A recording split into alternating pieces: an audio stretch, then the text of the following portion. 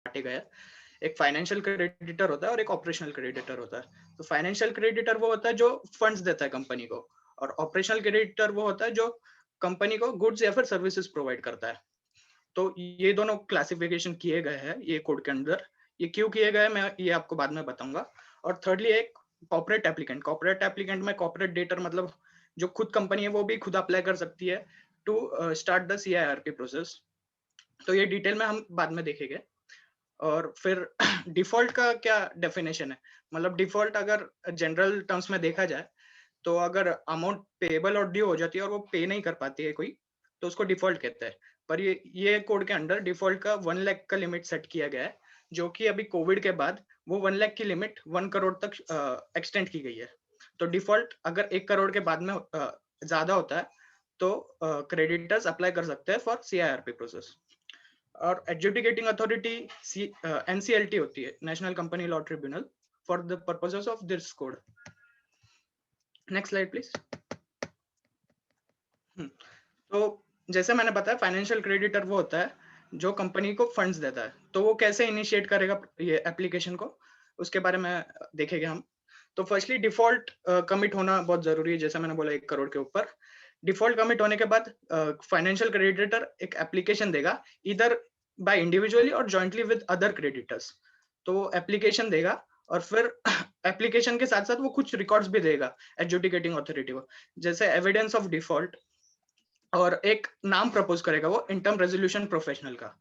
तो evidence of record और interim resolution professional और any other information as may be specified, ये application के साथ साथ वो एडजुडिकेटिंग अथॉरिटी को दे देगा। फिर एडजुडिकेटिंग अथॉरिटी क्या करेगी, उधर से वो 14 डेज लेगी to decide whether to approve, admit और reject the application.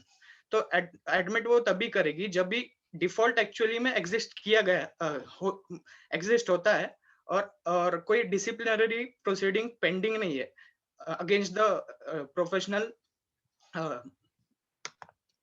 Professional proposed. तो ये दोनों कंडीशन अगर रहेगी सेटिस्फाइड तो वो अप्रूव कर देगी। अगर ये कंडीशन सेटिस्फाई नहीं होगी इन दोनों में से तो वो रिजेक्ट कर देगी, और रिजेक्ट करने के बाद 7 डेज का टाइम देगी to the creditor to rectify the application. Next slide.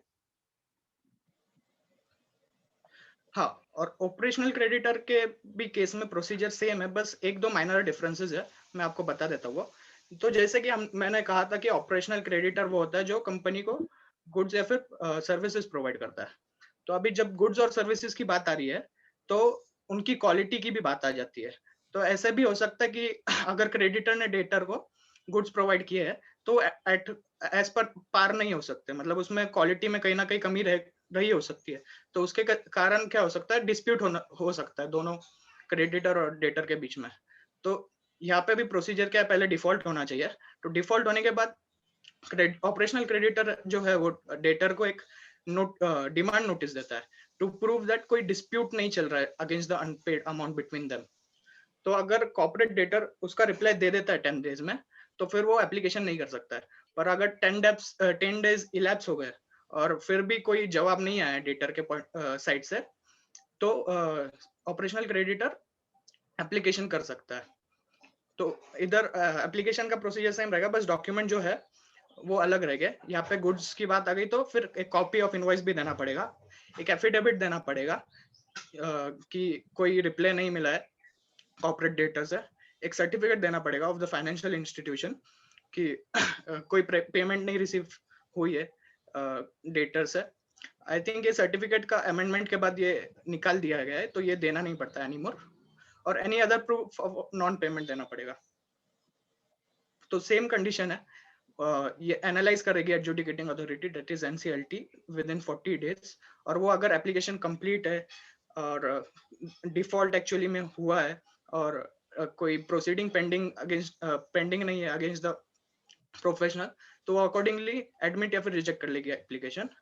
So the core differences की फाइनेंशियल क्रेडिटर के केस में क्या देखा था हमने कि फाइनेंशियल क्रेडिटर को कंपल्सरीली एक नाम प्रपोज करना पड़ता है इंटर्म रेजोल्यूशन प्रोफेशनल का, और यहाँ पे ऑप्शनल है ऑपरेशनल क्रेडिटर को, वो कर भी सकता है या फिर नहीं भी कर सकता है वो नाम प्रपोज।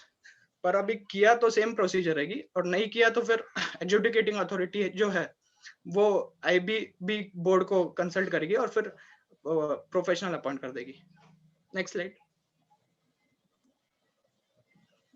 हाँ, तो थर्डली हम देखते हैं कि जो कॉर्पोरेट एप्लीकेंट है यानी डेटर खुद, तो वो भी एप्लीकेशन कर सकता है खुद के CIRP प्रोसेस इनिशिएट करने के लिए। तो अब कॉर्पोरेट एप्लीकेंट में कौन कौन आते हैं? एक तो कॉर्पोरेट डेटर आ जाता है। कॉर्पोरेट डेटर आ जाता है और वो कंपनी में जो ऑथराइज पर्सन होंगे कॉन्स्टिट्यूशनल डॉक्यूमेंट में, कॉन्स्टिट्यूशनल डॉक्यूमेंट्स मतलब MOA and AOA of the company, तो वहां पे कोई ऑथराइजेशन मेंशन होगा तो वो भी कर सकता है एप्लीकेशन।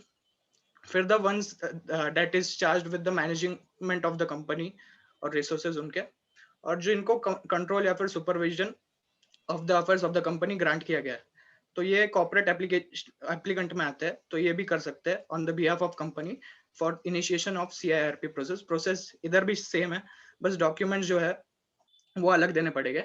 अभी कंपनी खुद कर रही है अपने CIRP प्रोसेस इनिशिएट करने के लिए, तो कंपनी को अपने बुक्स ऑफ अकाउंट या फिर कोई अदर डॉक्यूमेंट जो भी स्पेसिफाई किए गए होंगे वो देने पड़ेंगे। और फिर यहाँ पे भी रेजोल्यूशन प्रोफेशनल प्रपोज करना मैंडेटरी है कंपनी को। और थर्डली स्पेशल रेजोल्यूशन पास करना होगा कंपनी को विद 3/4 ऑफ द मेजोरिटी। अगर LLP है तो 3/4 of the majority of partners का एग्रीमेंट होना चाहिए।